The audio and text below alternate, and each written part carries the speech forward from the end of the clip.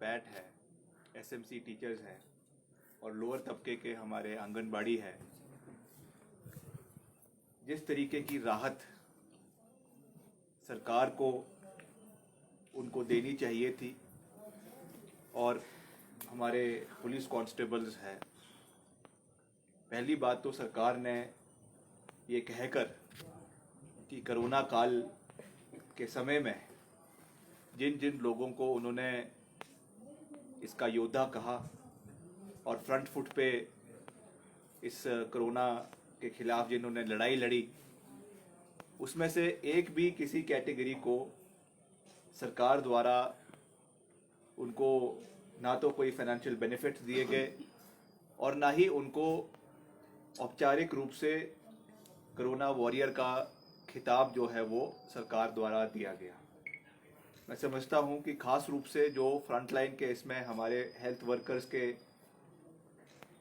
Employees थे, NHRM के माध्यम से जो हमारी वो इसमें आशा वर्कर्स थी, जिन्होंने घर घर जाकर महिलाओं ने खास करके जो लड़ाइयाँ लड़ी और जिस तरीके से उनसे दिन रात काम लिया। पिछले कल ही हमारे पास आशा वर्कर्स का एक प्रदेश स्तर का डिप्यूटेशन मुझसे यहाँ पे आकर मिला और उनका यही जनरल ग्रीवेंसेस थी कि उनसे उनकी बहुत प्रताड़ना हो रही है। उनकी जो सेवाएं, उसका एक तो कोई निर्धारित समय नहीं है, दिन रात उन्होंने सेवाएं जो है वो इसमें दी। कंपाउंडर की का कार्य उनसे करवाया गया और साथ ही साथ कई जगहों पे इंजेक्शन उनसे लगवाए गए, दवाइयों का जो है दवाइयों देने का वितरण उनके माध्यम से करवाया गया। मगर उनको जिस तरीके से उनकी अनदेखी ये सरकार कर रही है, मैं कहता हूं कि एक और तो ये सरकार कहती है कि हम बहुत संवेदनशील हैं, मुख्यमंत्री जी कहते हैं हम बहुत संवेदनशील हैं, मगर जब वो संवेदन हमारे लिए एक बहुत बड़ा प्रश्न चिन्ह आज हमको देखने को मिल रहा है।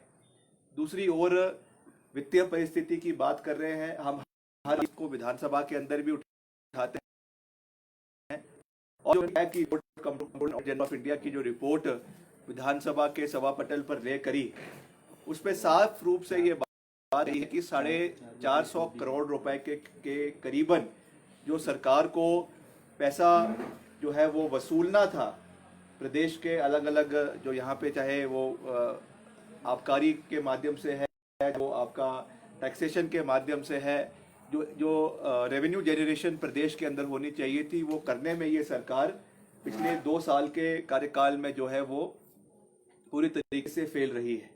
तो निश्चित तौर से एक और आप जाकर अलग अलग जगहों पे घोषणाएं कर रहे हैं, नए नए सब डिविजन्स खोल रहे हैं। जुब्बल कोटखाई के अंदर आपने चुनाव वहाँ पे होने वाले हैं, इसलिए 2 सब डिवीजन आपने 26 पंचायतों के अंदर वहाँ पे जुब्बल में और कोटखाई के अंदर खोल दिए। हम उसका विरोध नहीं कर रहे हैं, वो होना भी चाहिए था, मगर जिस तरीके से वो किया जा रहा है और अभी सिर्फ मुख्यमंत्री जी का दौरा, मंत्रियों का दौरा केवल उन निर्वाचन क्षेत्र में हो रहा है जहाँ पर संभावत जो है चुनाव होने हैं, चाहे वो विधानसभा की बात है, चाहे वो मंडी संसदीय क्षेत्र की बात है। तो निश्चित तौर से ये सारी जो घोषणाएं हो रही है, चाहे वो एसडीएम ऑफिस खोलने की है, चाहे वो आपके तहसील खोलने की है, सब तहसील खोलने की है, वो केवल और केवल चुनाव को मद्देनजर रखते हुए लोगों को भ्रमित करने का प्रयास किया जा रहा है। मगर एक और सरकार की जेब पूरी तरीके से खाली है। आपने देखा जिस तरीके से अभी मैंने बात, चाहे वो सीएजी रिपोर्ट की कही, चाहे वो 15वें वित्त आयोग की बात है, चाहे वो आपका जो 60,000 करोड़ रुपए का ऋण प्रदेश के ऊपर है, और लगातार हर महीने ये सरकार कभी वर्ल्ड बैंक से, कभी एडीबी से, कभी आरबीआई से, कभी और किसी एजेंसी से जो है लोन पे लोन ले जा रही है। और मुख्य सचेतक, कभी चेतक, कभी मुख्य सचेतक, उनको गाड़ियां, उनको लग्जरी गाड़ियां दे रहे हैं, उनके दफ्तरों में स्टाफ लगाया जा रहा है। तो निश्चित तौर से इन सब चीज़ों पे सरकार को चिंता करने की आवश्यकता है। और दूसरी ओर जो अस्पतालों की हालत है वो किसी से छिपी नहीं है, चाहे वो आईजीएमसी अस्पताल है। अभी मुझे पिछले कल ही कोई टांडा से फ़ोन कर रहे थे कि वहाँ का जो टांडा अस्पताल में सीटी स्कैन की मशीन या तो लगी हुई है या ख़राब पड़ी है, उसकी वजह से जो टेस्ट आपको वहाँ करवाने पड़ते हैं, कांगड़ा में सारे प्राइवेट क्षेत्र में करवाने पड़ रहे हैं, 2,000 से 3,000 से 5,000 के टेस्ट जो है वो इसके सीटी स्कैन के होते हैं, और आईजीएमसी के भी वही हाल है। अभी हमने वहाँ का जो ओपीडी ब्लॉक है अभी तक बनकर, जो पूर्व सरकार द्वारा स्वर्गीय वीरभद्र सिंह जी द्वारा जो है बनकर तैयार करवाया गया, आज 4 साल इनकी सरकार को हो गए हैं, उसको पूरी तरीके से अभी तक ये उसको शुरू नहीं कर पाए हैं। और वही हाल आपका जो चाहे और वहाँ पे इंफ्रास्ट्रक्चर की बात है, पेट स्कैन लगाने की बात है, वो भी आपने पीछे बजट में तो कह दिया, पिछले बजट में, कि हम वहाँ पे पेट स्कैन लगाएंगे। ना उसके लिए अभी कोई वहाँ पे कार्य शुरू हुआ है, ना उसके लिए कोई अभी तक जगह नियुक्त हुई है। तो ये केवल एक खिलवाड़ हिमाचल प्रदेश की जनता के साथ किया जा रहा है। और आज हमारे जो है केंद्रीय मंत्री माननीय अनुराग ठाकुर जी हिमाचल आ रहे हैं। वैसे तो मैं उनका स्वागत करता हूं। अच्छी बात है कि हिमाचल का नाम रोशन कर कर वापस पहली बारी केंद्रीय मंत्री के रूप में हिमाचल प्रदेश आ रहे हैं। एक युवा होने के नाते, एक विधायक होने के नाते मैं उनका बहुत बहुत स्वागत करता हूं। देवभूमि में, हिमाचल प्रदेश में, शिमला वो आ रहे हैं। यहाँ का विधायक होने के नाते शिमला ग्रामीण का मैं उनका स्वागत भी करता हूँ। मगर कुछ कठोर उनके लिए प्रश्न भी है। निश्चित तौर से हिमाचल आए, हिमाचल एंट्री होने से पहले पहले एक नया तोहफा जो है वो मोदी सरकार से हिमाचल प्रदेश के लिए ले आए। 25 रुपये पहले ही जो है महंगाई चरम सीमा पर देश प्रदेश के अंदर पहुंची हुई है, और अब 25 रुपये आपने और उसकी बढ़ोतरी जो है वो एलपीजी गैस की सिलेंडर में करी है। मैं समझता हूँ ये तोहफा माननीय प्रधानमंत्री जी ने अनुराग जी के माध्यम से हिमाचल प्रदेश की जनता को दिया है कि आपको केंद्रीय पद तो मिला है, साथ में महंगाई भी आपको मुफ्त हिमाचल प्रदेश को दी जा रही है। और इससे जो आज प्रदेश के अंदर महंगाई की मार है, आपने देखा पीछे हमने 67 के माध्यम से विधानसभा में चर्चा लगाने का प्रयास किया। उस पर विपक्ष के कई विधायकों ने, मेरे समेत, हमने एक नोटिस दिया था 67 का कि हम इस पे चर्चा करना चाहते हैं महंगाई के ऊपर, मगर विधानसभा अध्यक्ष ने उसकी अनुमति नहीं दी। और वहाँ पे कुर्सी के ऊपर बैठकर माननीय अध्यक्ष अपने को आरएसएस का एक जो है वो एक अपने को आरएसएस का प्रचारक कह रहे हैं। निश्चित तौर से विधानसभा अध्यक्ष पद की एक गरिमा होती है, और जब भी कोई व्यक्ति किसी भी विचारधारा का, जब वो आपका इन संवैधानिक पदों पे बैठता है तो उनको अपनी विचारधारा पीछे रखनी होती है। मगर वो अपने कुर्सी पे बैठकर ये कह रहे हैं कि मैं आरएसएस का हूं, और प्रधानमंत्री भी आरएसएस के हैं, और राष्ट्रपति भी आरएसएस के हैं। मुझे लगता है कि गरिमा वो हमको कहने की बात कर रहे हैं कि आप गरिमा, वो खुद माननीय सदन की गरिमा को तोड़ने का काम खुद हिमाचल प्रदेश के विधानसभा के माननीय अध्यक्ष कर रहे हैं। और जब हम उनसे जो जमीन से जुड़े हुए मसले हैं, जो महंगाई है, बेरोजगारी है, आपने देखा पीछे हमने प्रश्न लगाया विधानसभा में इसी सत्र में कि कितनी बेरोजगारी प्रदेश के अंदर है, तो उसमें ये कहा गया कि 2 साल के कार्यकाल में मात्र 28,000 नौकरियां केवल और केवल जो है वो सरकार द्वारा 2 साल के कार्यकाल में दी गई है। और अभी भी जो है रजिस्टर्ड अनएम्प्लॉयमेंट प्रदेश के अंदर 8 से 10 लाख के बीच में है। ये रजिस्टर्ड है, इसके अलावा जो अनरजिस्टर्ड बेरोजगार युवा है वो इससे कई दुगने प्रदेश के अंदर है। इन्वेस्टर्स मीट की बात करते हैं, आज उसके ऊपर कोई जवाबदेही नहीं है। आज तो ये हाल इस सरकार का हो गया है कि विपक्ष के विधायक के साथ साथ इनके अपने विधायक, चाहे वो बिंदल जी हो, चाहे वो धवाला जी हो, चाहे वो और विधायक हो, उन्हीं ने इस सरकार को कटघरे के अंदर खड़ा कर दिया है। चाहे वो आपका इन्वेस्टर्स मीट की बात हो, चाहे वो रेवेन्यू जनरेशन की बात हो, चाहे वो एम्प्लॉयमेंट जनरेशन की बात हो, आज हिमाचल प्रदेश का लोग, हिमाचल प्रदेश का युवा अपने को जो है वो ठगा सा महसूस कर रहा है। तो निश्चित तौर से हम ये कहना चाहते हैं कि जहाँ तक प्रदेश के, मैं तो हमेशा ये कहता हूँ कि हम एक सकारात्मक सोच के मैं विश्वास रखते हैं। अगर सरकार ने कोई अच्छा कार्य किया होता तो हम जरूर इस सरकार का समर्थन करते, मगर सरकार ने आज तक मुझे लगता है कि कोई ऐसा महत्वपूर्ण कदम, कागज पे तो बहुत उठाए, विधानसभा के अंदर घोषणाएं करने में ये सरकार पीछे नहीं हटी है। सारे के सारे रिकॉर्ड इन्होंने तोड़ दिए, मगर जब उनको इम्प्लीमेंट करने की बारी आती है तो धरातल पे ना तो कोई नेशनल हाईवे बना, ना आपका अभी तक मंडी का एयरपोर्ट का कोई कार्य शुरू हुआ, ना आपका शिवधाम का कार्य शुरू हुआ, ना आपका रोजगार का अभी तक कोई कार्य प्रदेश के अंदर मिला है। और जो खासी नाराजगी आज प्रदेश के कर्मचारियों के अंदर और आउटसोर्स के कर्मचारियों के अंदर जो इस सरकार के खिलाफ है, वो हम जमीन स्तर पे आने वाले समय में उस मुद्दे को लेकर जाएंगे। क्योंकि सरकार को ये याद रखने की आवश्यकता है कि जिस सरकार ने प्रदेश में कर्मचारियों की अनदेखी करी है, उनको हमेशा बाहर का रास्ता दिखाया है और निश्चित तौर से यही हाल इस सरकार का होने वाला है।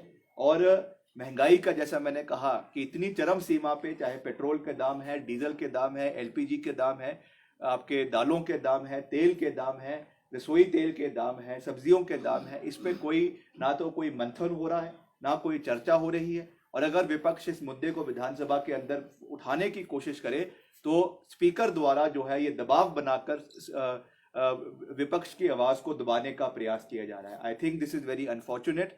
और डेमोक्रेटिक सेटअप में, लोकतांत्रिक प्रणाली में वाद विवाद के लिए स्कोप होना चाहिए, अपनी आवाज रखने के लिए अधिकार होना चाहिए, मगर ये सरकार ना किसी को कोई अधिकार देना चाहती है और विपक्ष की आवाज दबाने के लिए जो है वो विधानसभा का अध्यक्ष का कुर्सी का इस्तेमाल किया जा रहा है, जो बहुत ही ज्यादा दुर्भाग्यपूर्ण है। विक्रमादित्य सिंह जी, एक और सरकार बंदिशें लगा रही है और दूसरी ओर जनसभाएं और ये यात्रा, इसको आप किस प्रकार देखते हैं? ये सरकार के दोहरे मापदंड है। पहली बार, जैसा मैंने कहा, कोरोना हुआ, नेचुरल प्रोसेस में हुआ, पूरे देश विश्व में हुआ, हम उसमें सरकार को दोषी नहीं मानते हैं। जो दूसरा कोरोना प्रदेश के अंदर हुआ वो पूरी तरीके से सरकार की लापरवाही की वजह से हुआ। चाहे वो राष्ट्रीय स्तर की बात करें, चाहे बंगाल की रैलियां हुई, कर्नाटका में रैलियां हुई, आपके तमिलनाडु में रैलियां हुई, और वही हाल हिमाचल प्रदेश के अंदर भी जो म्यूनिसिपल कॉरपोरेशन के इलेक्शन हुए उसमें जो है कोरोना को फैलाने का काम जो है वो सरकार ने किया। मैं उसमें अगर विपक्ष का भी उसमें दायित्व रहा है, मगर अगर सरकार इसको इनिशिएट कर रही है और उसमें कोई बंदिशें नहीं लगा रही है तो निश्चित तौर से अगर सरकार की पार्टी अगर वहां जा रही है तो विपक्ष को तो जाना ही पड़ेगा। अगर वो नहीं करते इस चीज को तो हम भी नहीं करते, मगर निश्चित तौर से उन्होंने किया तो हमको काउंटर करने के लिए लोगों के बीच में जाना पड़ा, जिसकी वजह से ये परिस्थितियां बनी है। और ये सरकार, जैसा मैंने हमेशा कहा है, ये अपने फैसलों को पलटने में ये सरकार नए से नए रिकॉर्ड हिमाचल प्रदेश के अंदर रोज बनाई जा रही है। कभी बॉर्डर खोल देते हैं, फिर बॉर्डर बंद कर देते हैं, कभी आरटी-पीसीआर टेस्ट लगा देते हैं, फिर उनको फिर से बंद कर देते हैं। ना तो इनके पास कोई नीति है, ना इनके पास कोई सोच है, ना इनके पास कोई एक्सपर्ट ओपिनियन है। एक मकरजंडू आता है, वो आके कहता है तो खोल देते हैं, दूसरा आके कहता है तो बंद कर देते हैं। इस तरीके से सरकारें नहीं चलती हैं और ये निश्चित तौर से हिमाचल प्रदेश की कीमती लोगों की जानों को जो है जोखिम में डालने का कार्य जो ये सरकार कर रही है, इसका आने वाले समय में सरकार को तो खामियाजा भुगतना ही पड़ेगा, मगर जो वर्तमान में इसका खामियाजा प्रदेश की जनता को भुगतना पड़ रहा है वो बहुत दुर्भाग्यपूर्ण है। और उसके लिए केवल और केवल सरकार और सरकार के माननीय स्वास्थ्य मंत्री जो केवल जो है जिन्होंने 1% का काम हेल्थ डिपार्टमेंट में नहीं किया है, वो इसके लिए जिम्मेदार है। तीसरे मुहाने पे, उसमें तीसरी लहर के मुहाने पे है प्रदेश और पूरा देश। ऐसे में इस तरह की यात्राएं और ये चुनाव, इनको किस तरह से देखते हैं आप? निश्चित तौर से अगर केसेस बढ़ रहे हैं तो चुनाव नहीं होने चाहिए। ये निर्णय सरकार ने लेना है, केंद्र सरकार ने लेना है, इलेक्शन कमीशन ने लेना है, उसका संज्ञान जो है वो लेने की आवश्यकता है। मगर मैं ये कह सकता हूँ कि जहाँ तक कांग्रेस पार्टी की बात है, हम चुनावों के लिए पूरी तरीके से तैयार हैं। चाहे वो मंडी संसदीय क्षेत्र का चुनाव है, चाहे वो बाकी विधानसभा क्षेत्रों के चुनाव है, कांग्रेस पार्टी के पास मुद्दे भी है, कांग्रेस पार्टी के पास जमीन स्तर पे कार्यकर्ता भी है और हमारा जोश भी जो है वो 7वें आसमान पर है। हम चुनाव के लिए लड़ने के लिए तैयार हैं, मगर निश्चित तौर से चुनावों से ज़्यादा महत्वपूर्ण लोगों की जान है।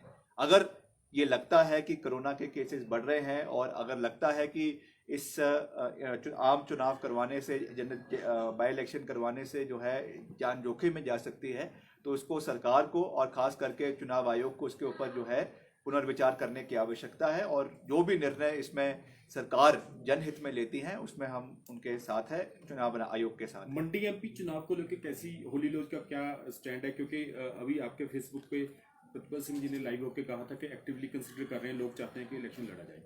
तैयार है प्रतिभा सिंह जी? देखिए, ऐसा है, ये जो घर है, जो हमारा निवास है होली लॉज, ये हमेशा से एक राजनीतिक घर रहा है और हमने कभी भी किसी भी परिस्थितियों में हम पार्टी हित में कभी पीछे नहीं हटे हैं।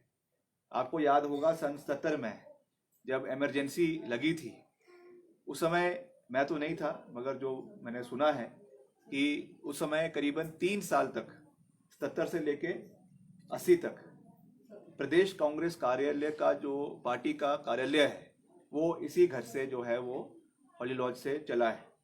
और निश्चित तौर से जब जब पार्टी को कोई मुसीबत आई है, पार्टी को कोई कठिनाइयाँ आई है, तो मेरे पिताजी ने हमेशा बढ़ चढ़कर irrespective of what the political outcome was, irrespective of if there was a loss or a win, उन्होंने लड़ाई लड़ी है, डट कर लड़ी है और प्रदेश की आवाज़ को उठाने का कार्य किया है। और वही सीख उन्होंने हमको भी दी है। मैं ये नहीं कहूँगा कि हमारी कोई इच्छुकता है, मैं ये नहीं कहूँगा कि हम पार्टी के टिकट के लिए कोई अप्लाई कर रहे हैं, मगर अगर इस तरीके के कोई अगर सर्कमस्टांसेस बनते हैं तो मैं यही कह सकता हूँ कि हम कभी भी पार्टी ऑनर के लिए, प्रदेश के ऑनर के लिए लड़ाई लड़ने से पीछे नहीं हटे हैं। और जो भी आदेश पार्टी का रहेगा, कार्यकर्ताओं का रहेगा, उसका मान सम्मान करना हमारा प्रथम दायित्व है। भाजपा ने केंद्रीय मंत्री का जो दौरा है 5 दिवसीय, उसका नाम दिया है जन आशीर्वाद रैली। आप क्या समझते हैं इसको लेकर, क्या प्रतिक्रिया है? नहीं, अच्छा है, आशीर्वाद ले रहे हैं, मगर आशीर्वाद आजकल जो भाजपा के नेता है वो प्रधानमंत्री जी के साथ ज़्यादा उनकी बातों से इन्फ्लुएंस होकर अपनी मन की बात करने में विश्वास रखते हैं। अपनी मन की बात तो कह देंगे, अभी आके कह भी रहे, मगर जो जनता की मन की बात है उसको सुनते नहीं हैं। और अगर हम उसको उठाने की कोशिश करें तो उसका विरोध करते हैं। तो मैं तो यही कहूँगा माननीय अनुराग ठाकुर जी को, वो एक युवा नेता है, प्रदेश के बहुत वरिष्ठ नेता हैं, मेरा तो उनसे एक विनम्र निवेदन यही रहेगा कि आप पहली बारी मंत्री बनकर हिमाचल प्रदेश आ रहे हैं। मेरा आपसे विनम्रता से निवेदन है कि आप बोलने का कार्य कम करें और सुनने का कार्य ज़्यादा रखें। उससे आपको भी फ़ायदा होगा, आपकी पार्टी को भी फ़ायदा होगा और देश और प्रदेश को भी फ़ायदा होगा। अगर वो यहाँ पे आके औपचारिकता के रूप पर केवल सरकार का गुणगान करके वापस चले जाएंगे तो उससे प्रदेश हित का भला होने वाला नहीं है।